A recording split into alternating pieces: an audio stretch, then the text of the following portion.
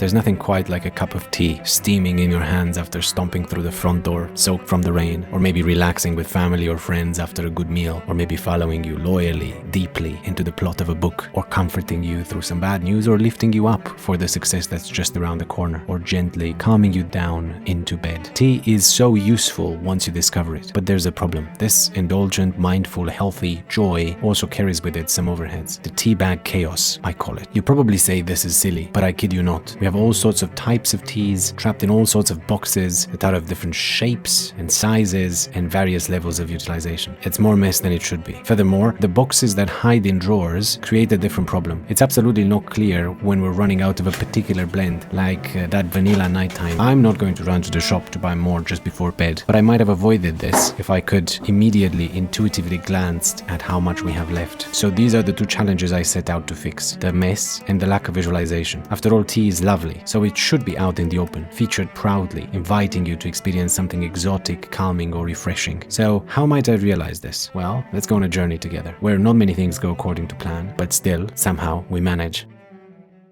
I started inside of the box, and it took me a while to get out of it. This is not a metaphor, or at least it was not just a metaphor. With my first idea prototype, perhaps what I wanted was merely a way of standardizing the tea bags. Simple and effective, right? Let's dig in. My first design is always super simple, and sometimes that's sufficient. Here, I needed to go beyond the standard drawer. Perhaps reminiscent of the toolbox cabinet drawers, this is what I came up with. The idea was to stack these on a grid, display a tea bag in front to see the tea type quickly, and stack everything up vertically so that you can dispense them from each drawer using gravity. This had some advantages, but also some big flaws I was blind to during the design. Maybe you can spot them already. But first, let me give you the advantages that drove me towards this design. It allowed me to capitalize on the standard denominator, the tea bag size. It allowed me to build a consistent modular grid, and I built this with stacking in mind. No more boxes of various sizes floating around. It displayed the tea bag art proudly and allowed you to glance at the flavors quickly, which also doubled as an emergency tea if required. It was relatively easy and quick to print. But there were some flaws, like it didn't allow me to glance and quickly figure out how much tea is left, and the grid would be cumbersome to load up once emptied. But there was one flaw in particular that I was struggling with. Gravity couldn't be counted on as reliably as I wanted. The motion to grab tea bags was never truly smooth or satisfying. I may revisit this eventually, but I wasn't happy with the overall design. It looked too busy and complicated, but I knew there was something out there I could do if only I kept chipping at it. Now, you might have experienced this already. When the mind is engaged in creative solving and the hands are actively exploring reality to feed fresh insights, something new may emerge. This is when that Eureka moment usually happens, and this is when my Eureka moment happened.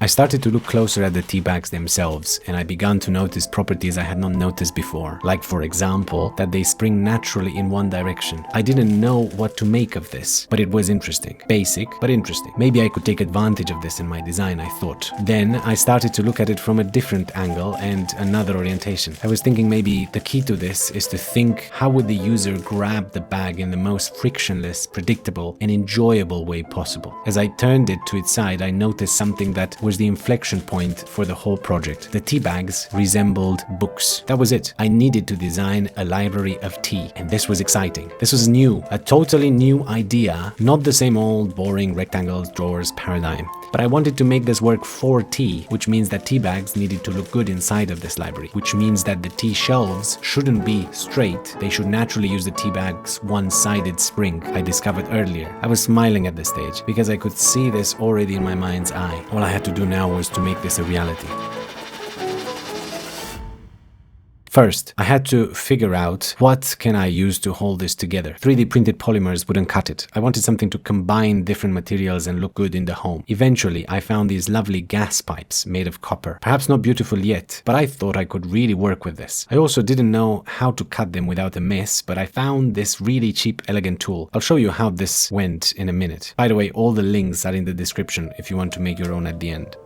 I noted down some of the key measurements to orient me through the design, like the measurement of the tea bag. Is there a standard for this? Apparently yes. Then I fired up CAD and started to work. First, I wanted to make a digital twin of the pipe to give me a point of reference. Then, as a separate component, I started thinking about the measurements I'd most likely either use multiple times during the design or have to tweak to get the product work just right. In this case, I came up with the shelf wall thickness, the clearance, which will be different on every 3D printer, angle of the radial shelf, maybe 90, maybe 180. Shelf lip height, tea bag height, because I want them to be on their side, again with the thick bottom pointing outwards. These will be my base variables that I'll use wherever I can.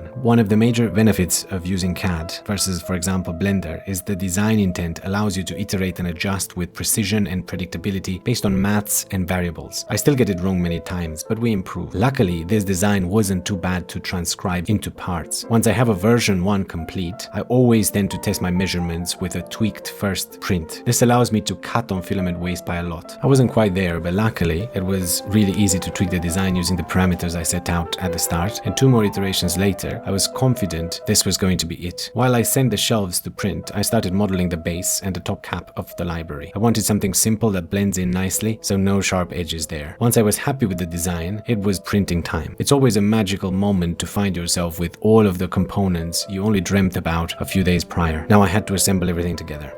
I had to cut down the pipe to size. I could have done this with a regular saw, I suspect, but the tool I bought for this worked really well. I can only recommend this. It's cheap, quick, adjustable, no mess, no sharp edge. And then I thought, what if I really wash this out? What a good idea that was. Look at what a beautiful result I managed to get just by using some elbow grease, a sponge, and some soapy water. I think I'll use this type of pipe more often in my designs because it's cheap, available, and it's really easy to trim with this gadget that I bought. With the shelves where I wanted, I loaded a couple of tea bags just to test the right fitment and spacing. I wanted to be able to pick bags out quickly and effortlessly without bumping the whole thing. And now, let me show you how this looks.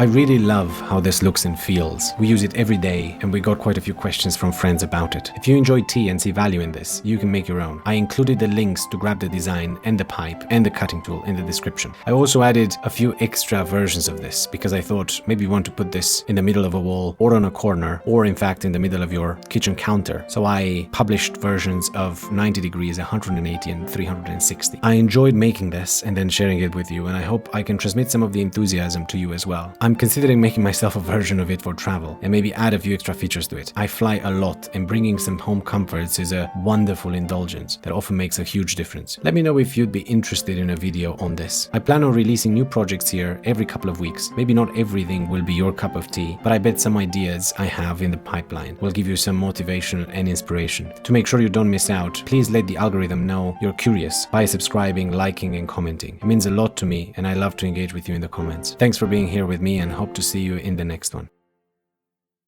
One more thing.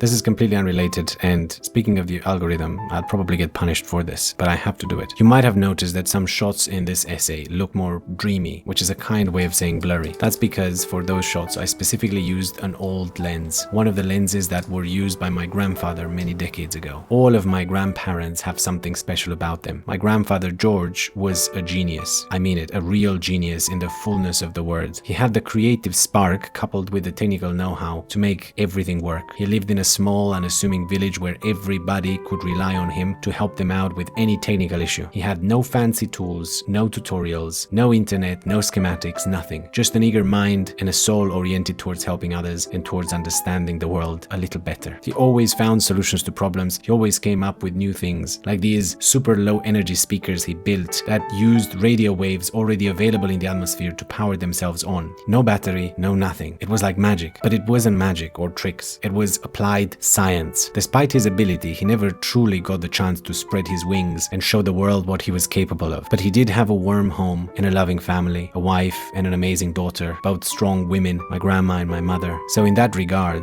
you could say he achieved everything that a man truly needs. By the time I got to know him, his health issues were haunting him and his spark was long tamed into compliance by trivial, ordinary, everyday sorrows. And yet, from time to time, you could just about peek inwards and get a glimpse glimpse at the light that used to burn so brightly inside. Amongst many things, he was an eager photographer. There were no events, no weddings, no baptisms in that corner of the world that he wasn't invited to. He made his own studio to develop the film, and his photographs became the lasting memory of a period that would otherwise be lost to oblivion for so many families. Many of these photographs were taken through this very lens. My grandfather George died 5 years ago. He was loved and now he is missed. I just wanted to tell you a little bit about him. That's all. Thanks for listening to this. Maybe hug your grandfather or grandmother if they're still around. Thanks.